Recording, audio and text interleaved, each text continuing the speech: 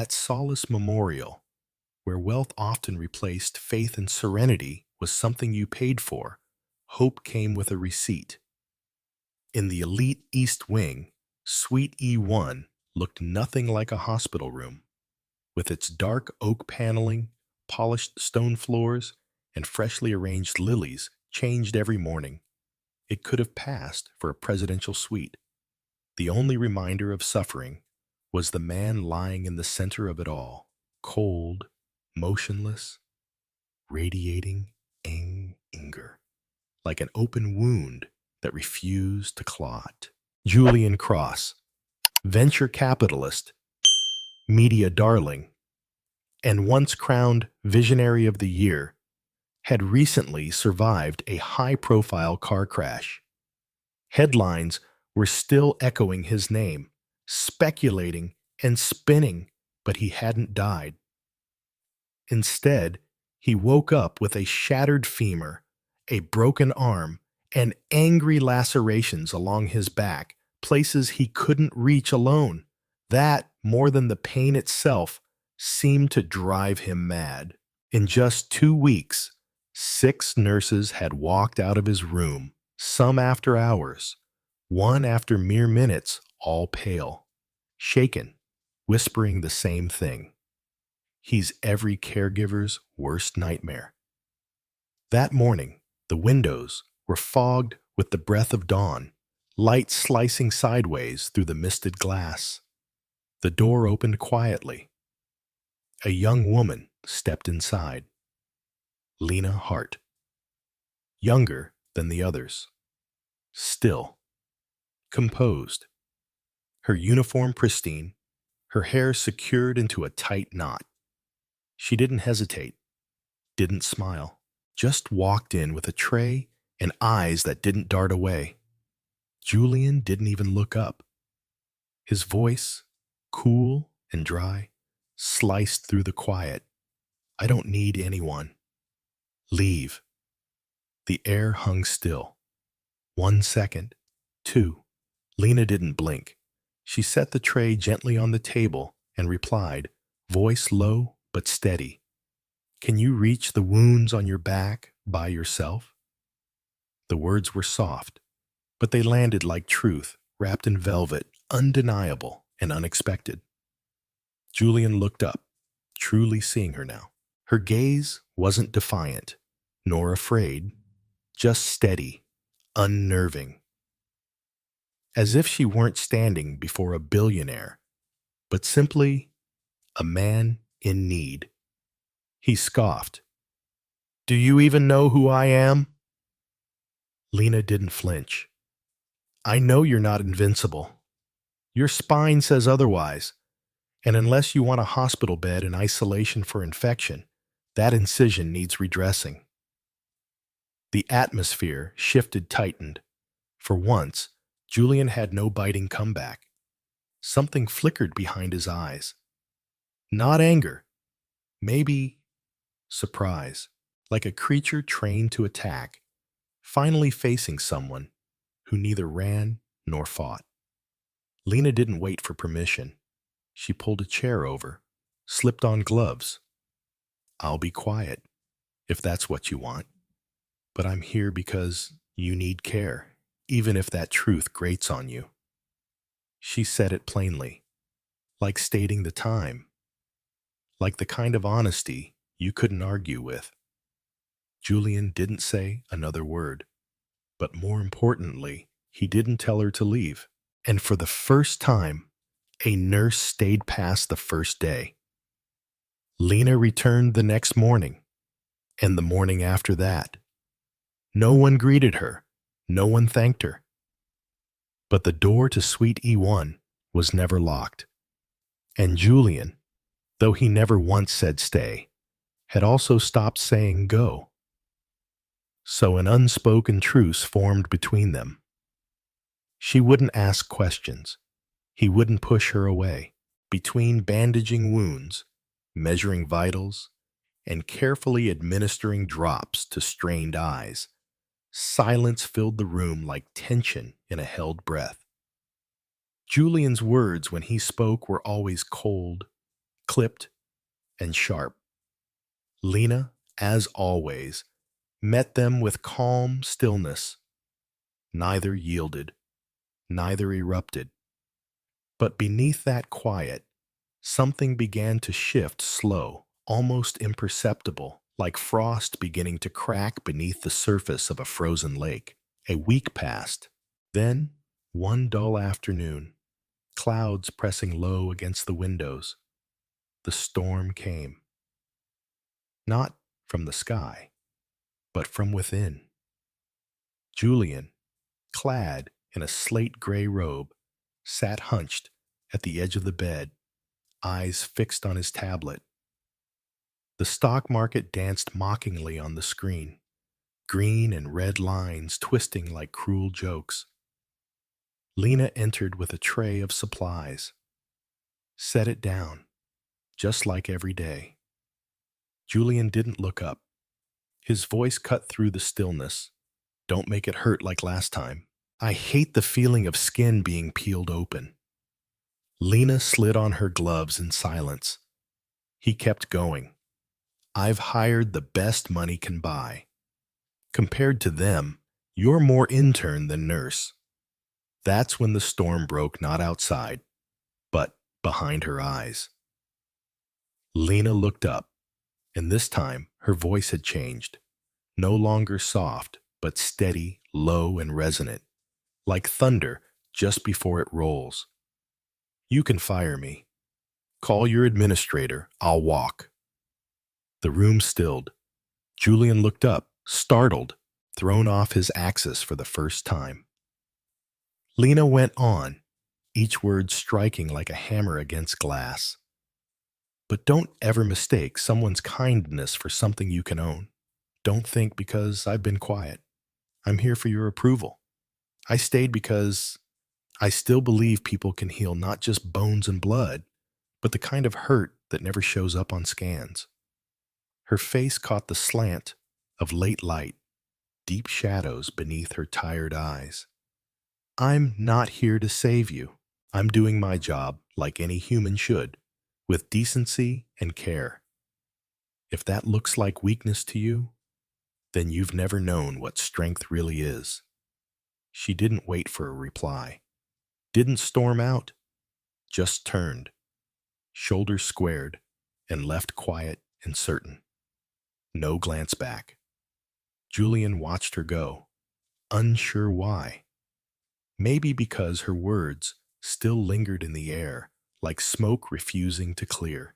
Maybe because, for the first time, he'd seen real exhaustion in her face, not from the hours or the wounds, but from him.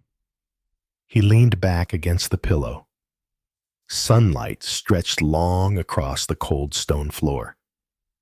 The suite remained immaculate. Machines hummed in soft synchrony. The world outside stayed hushed behind thick walls. And yet he had never felt so alone. When the evening nurse came to offer his medication, Julian merely nodded, said nothing. Inside him, something had begun to stir. Not a landslide, but a dusting of truth disturbed by light, revealing corners of himself he had never wanted to see. He was still Julian Cross, but after today, he was no longer the version of himself he had built to survive. The last rays of daylight slipped away from Suite E1 like a silent tide, retreating without sound or spectacle. No outbursts, no shattered glass, just stillness. Julian sat there unmoving, his eyes locked on the clean white bandage wrapped around his arm, staring at it like it asked a question he no longer knew how to answer. No one spoke to him the rest of the evening. And for once, he didn't tell them to leave. For the first time in years, Julian Cross wasn't sure he was the one in control. Night fell. The ceiling lights hummed softly, casting a faint amber glow across the glass windows. His reflection stared back worn, unfamiliar, eyes sunken beneath years of pride and pressure. From the hallway, the gentle rhythm of hospital life at night played on, the quiet percussion of footsteps, the soft sighs of IV pumps, wheels rolling over tile. Then, from beyond the wall, a voice, not loud, not meant to carry, but it did. From the staff lounge next door, a woman's voice, unsteady, real, human. Yes, Mom, I'm okay. Don't worry, I'm not falling apart.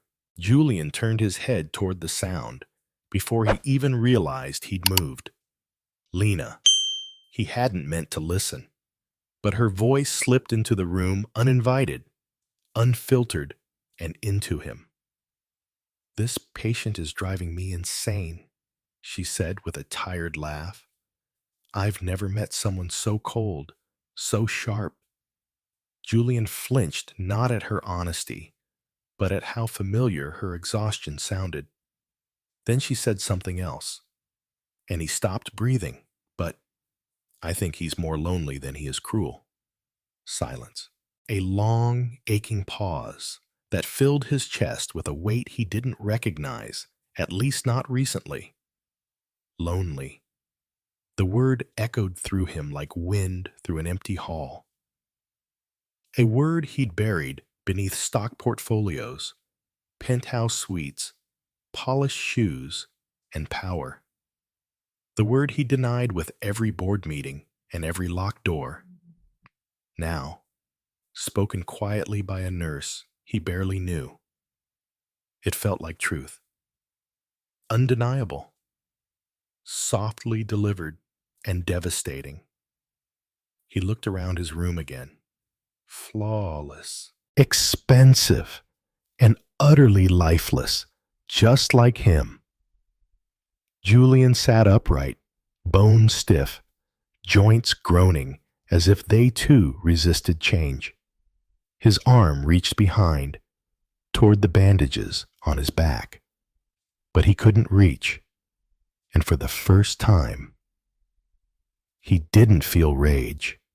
He felt empty. In the reflection of the window, her shape mirrored his separate rooms, same ache.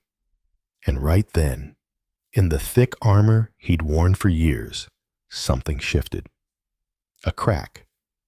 Not loud, not visible, but real. Because sometimes the softest truths leave deeper echoes than any scream ever could.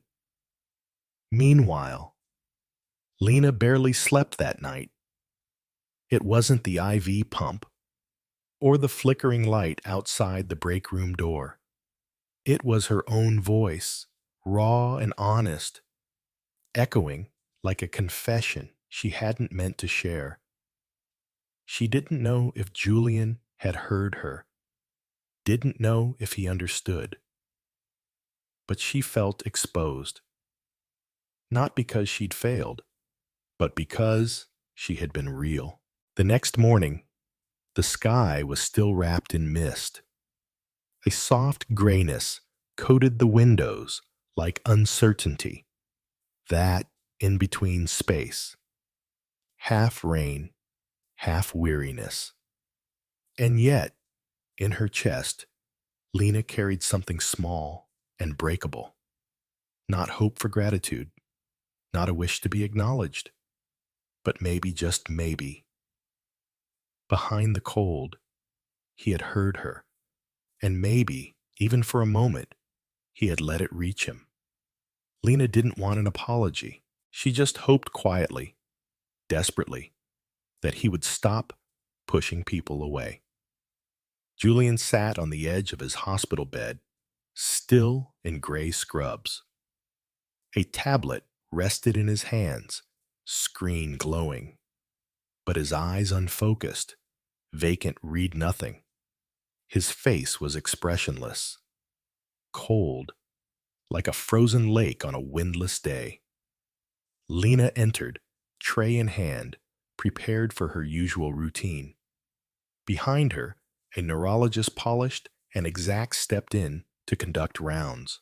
Her eyes swept the room with the cool efficiency of someone trained to assess cooperation without a single word. Lena passed her the patient chart, then stepped back.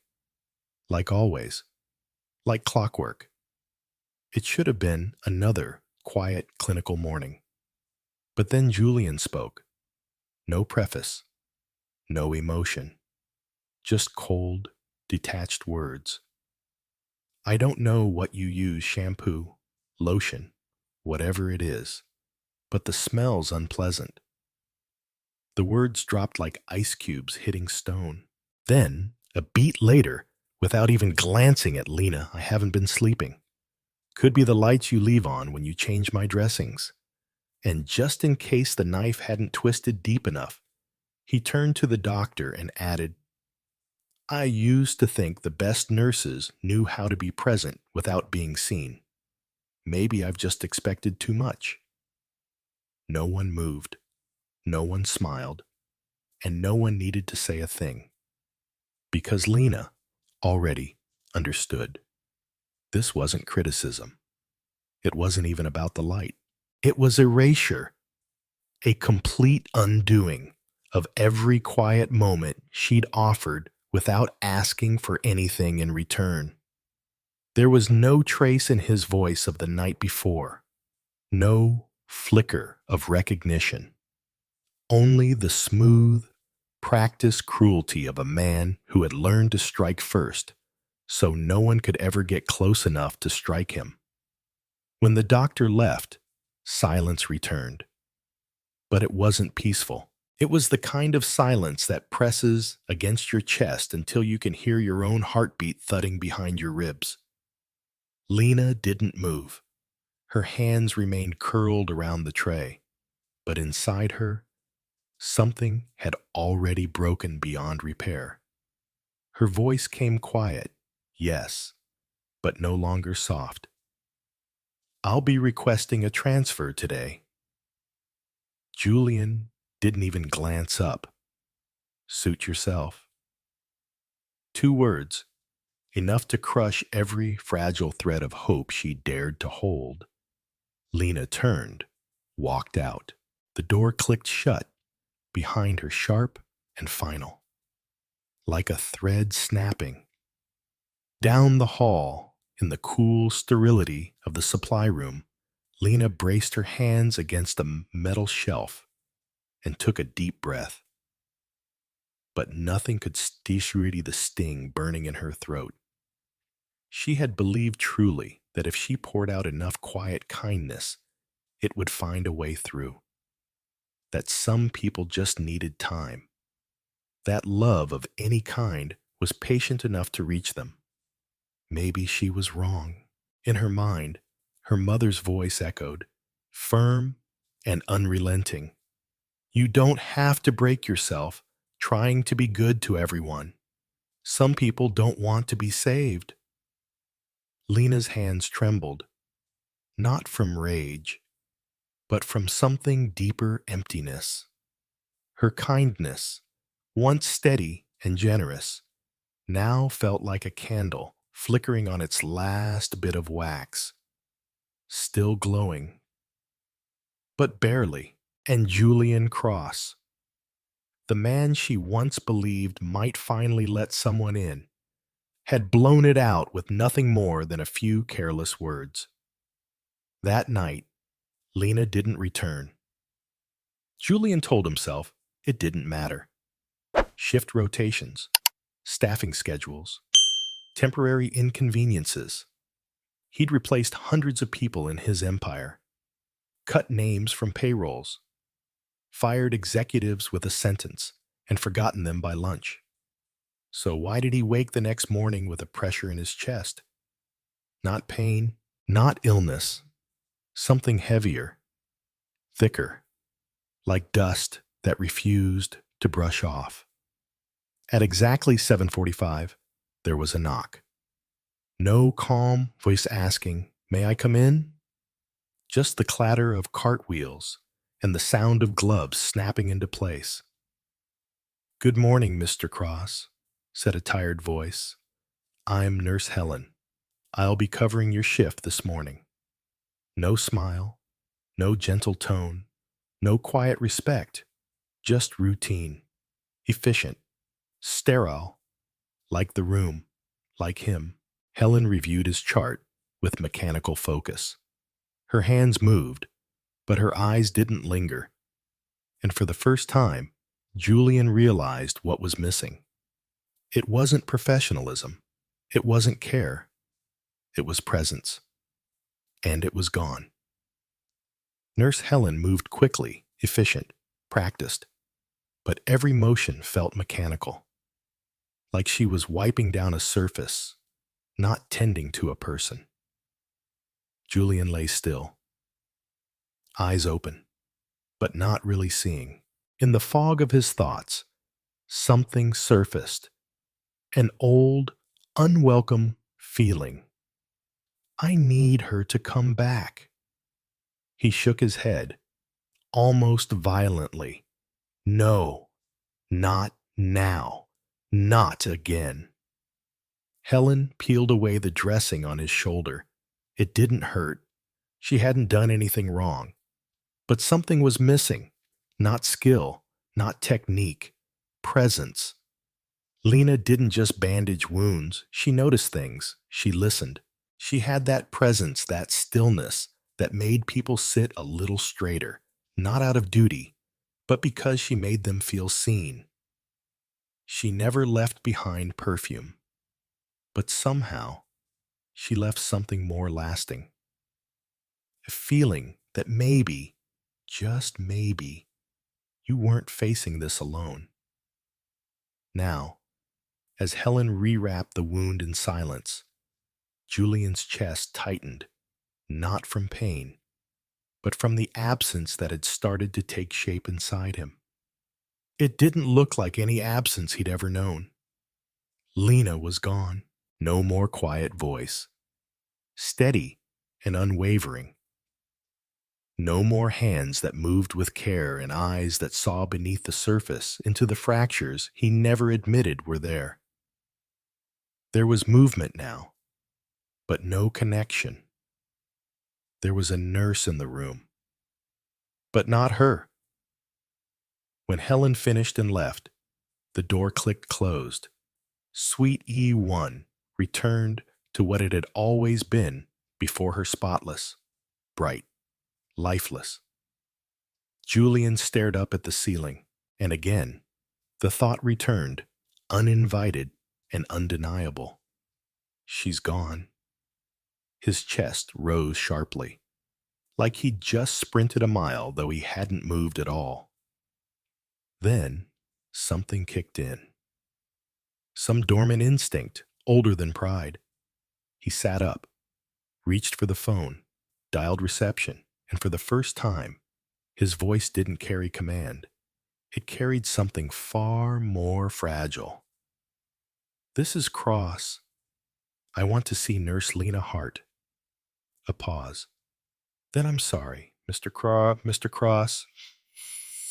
Hart requested a shift transfer. She's no longer assigned to VIP care." He closed his eyes. One beat, two, then a long, ragged exhale like he was forcing pride out of his lungs. He opened his eyes again. His next words were quieter, but more real than anything he'd said in years. "I want her back. I'm requesting her personally. Tell management. Tell them the patient needs her. Needs, not for productivity, not for convenience, but from that hollow space in his chest. That ache, no bandage could fix. Not everyone could change him. Most never even came close, but she did. And if he let her walk away for good, he knew deep down there'd be no one else who could ever take her place. If you felt your chest tighten the moment he whispered, "I need her," you're not alone. Because sometimes even the coldest hearts remember what it means to feel. That afternoon, no one responded right away. Julian remained seated, phone still in hand, as if setting it down would somehow erase the words he'd just spoken aloud. I need her to come back. And for the first time in his life, he realized that power couldn't summon presence. Not real presence. It had to be earned, and maybe, gently, asked for. A few hours later, the medical supervisor stepped into his room. She didn't speak, just placed a transfer request form in front of him. Under reason for request, there were boxes expertise, good rapport, patient morale. Julian didn't check any. Instead, he picked up a pen, wrote by hand, slowly, deliberately at the bottom, because she's the only one who never treated me like a failed investment. The supervisor looked at him, didn't say a word, but something in her expression softened. That evening, Julian wrote another note, short, plain, unpolished. West Garden, 5 p.m. No Blackwell. Just his first name. Just an invitation. Julian, 5 p.m. West Garden. Lena read the note at exactly 2:03 p.m. She folded it slowly. Didn't cry. Didn't smile. But something in her heart lifted just a little, because for the first time, his name stood alone. Not Mr. Cross, not Blackwell Inc., just Julian. She wasn't sure if she'd go, but sometimes the heart moves long before reason even has a chance to speak. The West Garden was the only place in the hospital that still felt untouched by protocol. Real, alive. The breeze moved gently, catching the last red maple leaves midair as they drifted down. The lavender shrubs were dry now, but their fragrance lingered. Faint echoes of something beautiful, something fleeting, that had once truly been. Julian stood there.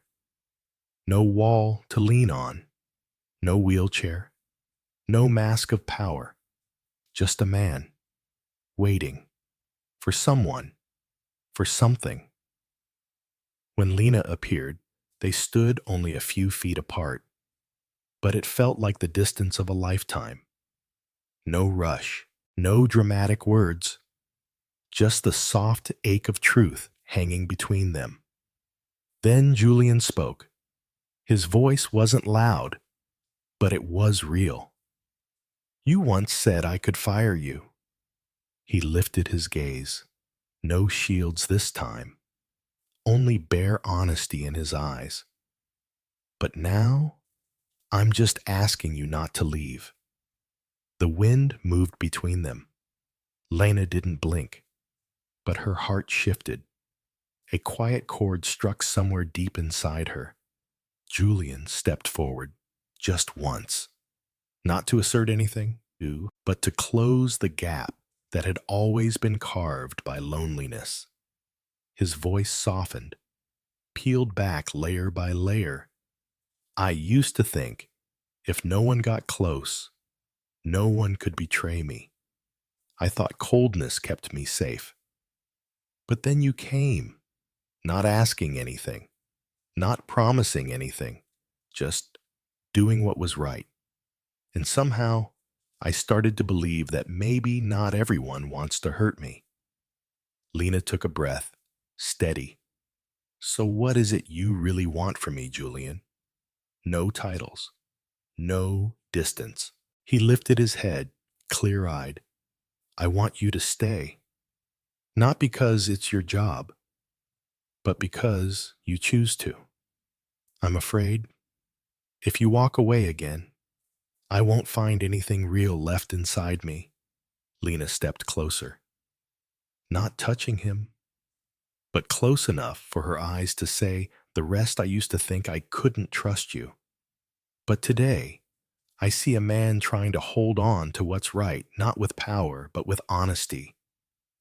A small, almost smile lifted her lips.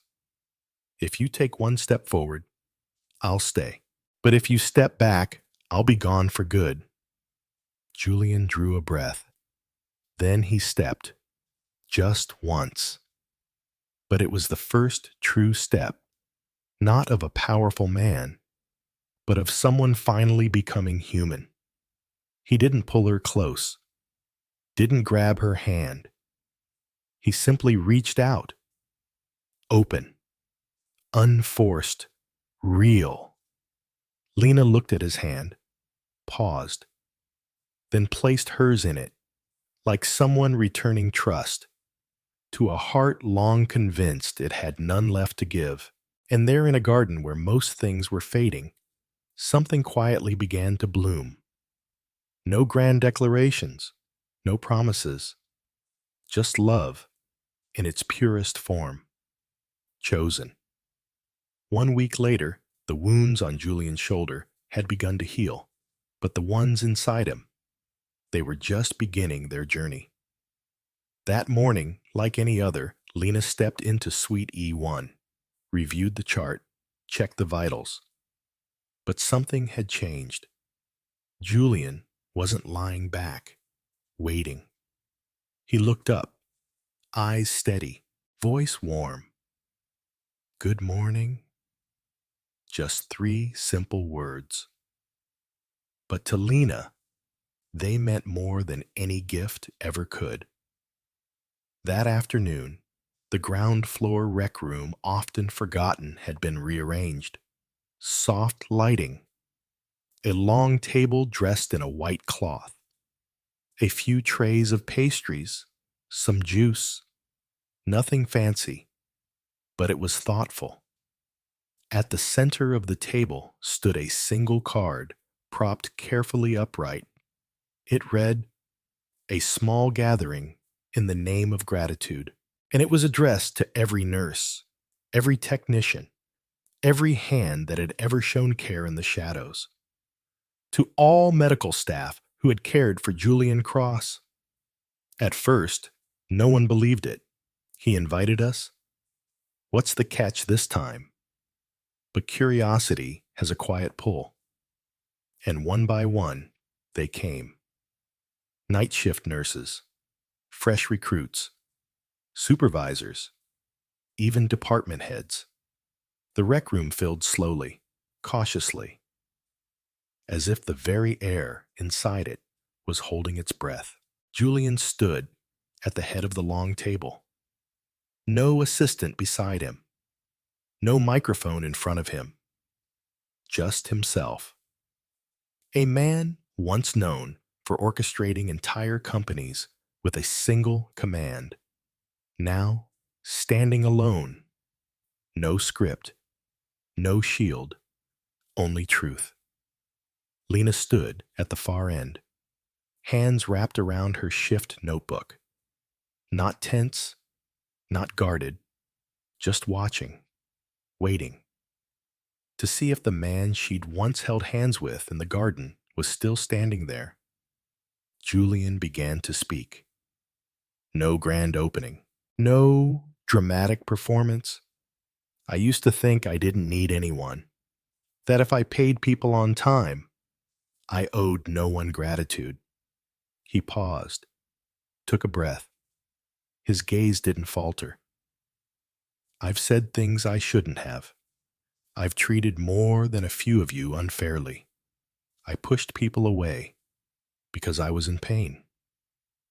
No one interrupted. No one shuffled or whispered, because no one had ever imagined Julian Cross would say the words, "I'm sorry." Then he continued. Slower now.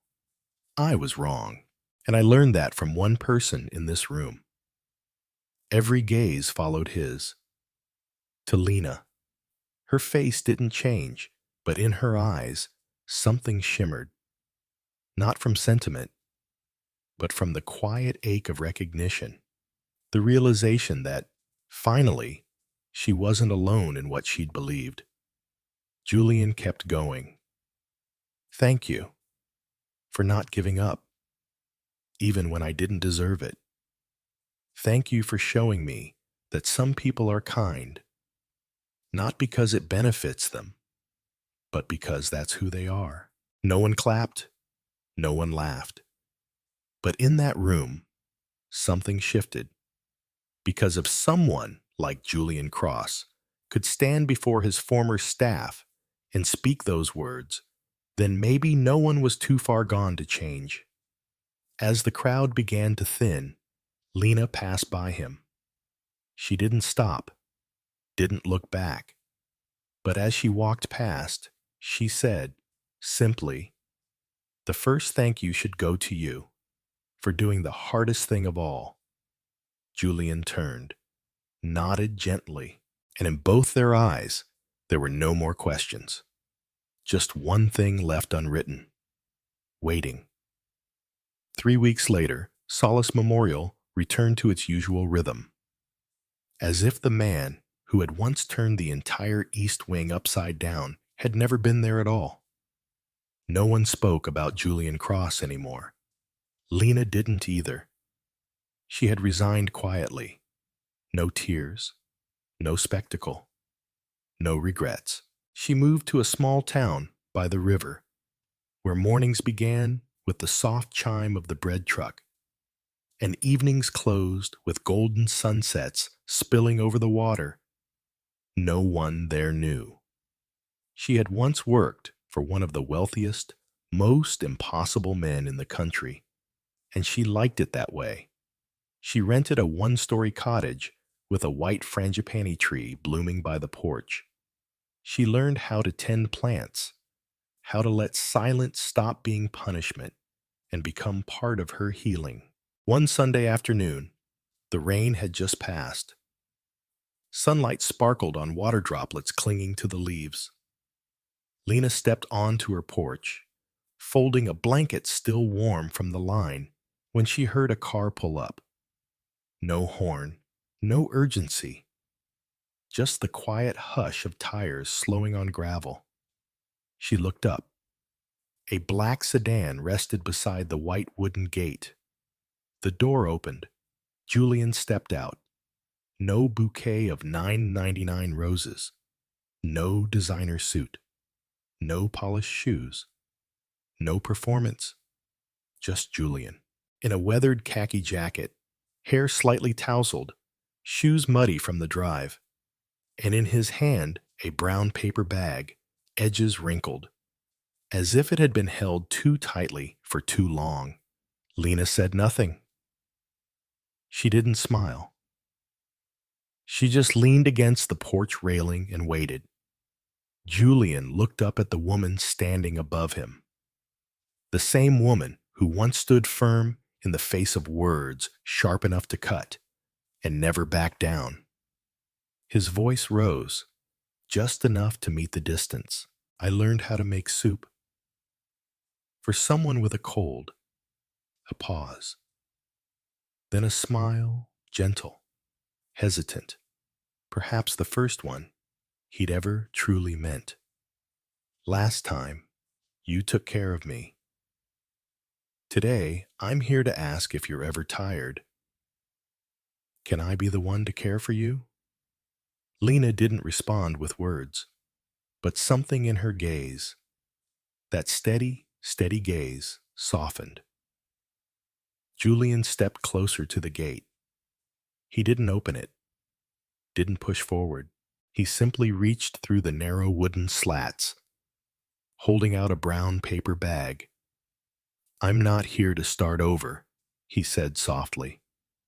"I'm here to start for the first time, as myself."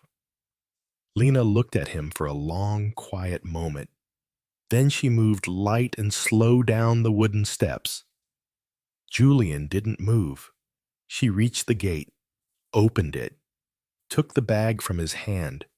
Inside, a container of soup, still warm, carefully sealed. Not from a restaurant, not delivered by an assistant. No label, no chef's name. Just soup, made by a man who once thought power could shield him from needing anyone. Made with gratitude. Lena looked up at him. Her voice was calm, clear. "Making soup doesn't prove much. But bringing it here? That's a big step. Julian let out a soft laugh, short, but honest. I can learn to make porridge, bake bread, even do the dishes. Then he looked straight at her. But there's one thing I don't want to learn from anyone else: how to stay beside someone without making them feel small. Lena didn't say anything, but she opened the gate a little wider, then turned and walked inside, leaving the front door open behind her. Julian stood there for a moment, still. Then he stepped forward. No grand soundtrack, no sweeping speeches, no fireworks, just an open door, a wooden table, an empty chair, a pot of soup, still warm, and two people with nothing left to protect, no armor left to wear, just the courage to begin. From the quietest place of all, the heart. If you believe in a kind of love that outlasts pride, that softens even the hardest edges, that finds its way back not with promises, but with presence, please like this video, and don't forget to subscribe to the channel so we can keep telling the kinds of stories that reach the silent corners of the soul, where logic can't always go, but love knows the way.